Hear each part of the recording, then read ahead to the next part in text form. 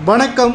சற்று முன் கிடைக்கப்பெற்ற மிக மிக முக்கியமான செய்தி ஒன்று வெளியாகி உள்ளது. யாரும் எதிர்பாராத ஒரு திருப்பமாக எடப்பாடி பழனிசாமி அவர்கள் கைது செய்வதற்கான ஏற்பாடுகளை சிபிஐ துறையினர் தற்பொழுது நீதிமன்றத்தில் அனுமதி கேட்டுள்ளார்கள். கிட்டத்தட்ட கொடநாடு வழக்கு பல ஆண்டுகளை எட்டியுள்ள நிலையில் ஒட்டுமொத்தமாக திராவிட முன்னேற்ற கழகம் ஆட்சிக்கு வந்ததும் 6 மாதத்தில் கண்டுபிடித்து விடுவோம் என்றும் தெரிவித்திருந்தார்கள்.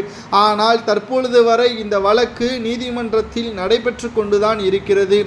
இறுதியாக நீதிமன்றம் எடப்பாடியிடமும் விசாரணை செய்யலாம் என்று கடந்த வாரம் தெரிவித்தது.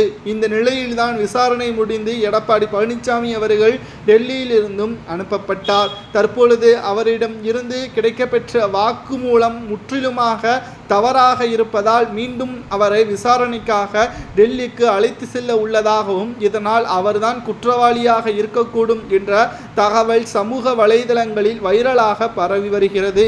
ஒருவேளை அவர்தான் குற்றவாளியாக இருந்தால் காவலாளியின் தற்கொலை, கொள்ளை மற்றும் மறைந்த முதல்வர் ஜெயலலிதா அவர்களது கார் டிரைவரான கண்ணன் அவர்களது விபத்து அனைத்திற்கும் எடப்பாடி தான் மூலதனமாக இருந்ததாக கூறி அவருக்கு அதிகபட்ச தண்டனை 15 ஆண்டுகள் வரை சிறை தண்டனை வழங்கலாம் என்ற தகவலும் சமூக வலைதளங்களில் பேசப்படுகின்றன.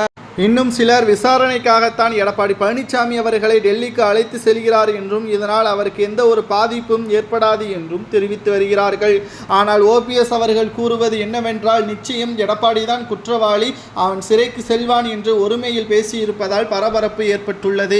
அப்போது நீங்களும் துணை முதல்வராகத்தானே இருந்தீர்கள், உங்களது பெயர் அனுமதிக்கப்படாதா என்ற கேள்வியின் பொழுது, துணை முதல்வராக என்னை பொம்மையாகத்தான் வைத்திருந்தார்களே தவிர எந்த ஒரு சட்ட ரீதியான நடவடிக்கைகளுக்கும் நான் அனுமதி கொடுத்தது கிடையாது, என்னிடம் அனுமதியும் பெறமாட்டார்கள் என்றும் தெரிவித்திருக்கிறார். தற்பொழுது கொடநாடு வழக்கில் முழுமையாக எடப்பாடி தான் குற்றவாளி என்றால் அதிகபட்ச தண்டனை என்ன வழங்கலாம் என்பதை உங்களது கருத்துக்களை கமெண்ட் வாயிலாக கூறுங்கள். அது மட்டுமல்ல, எடப்பாடி பழனிசாமி அவர்கள் குற்றவாளியாக இருந்தால் ஒட்டுமொத்த அதிமுகவின் தொண்டர்களும் மறைந்த முதல்வர் ஜெயலலிதா அவர்களுக்கு துரோகம் இழைத்துவிட்டதாக கூறி அவரை கட்சியிலிருந்தும் விலக்குவதற்கு வாய்ப்புகள் அதிக அளவில் இருப்பதாக செய்திகளையும் நம்மால் பார்க்கவும் முடிகிறது.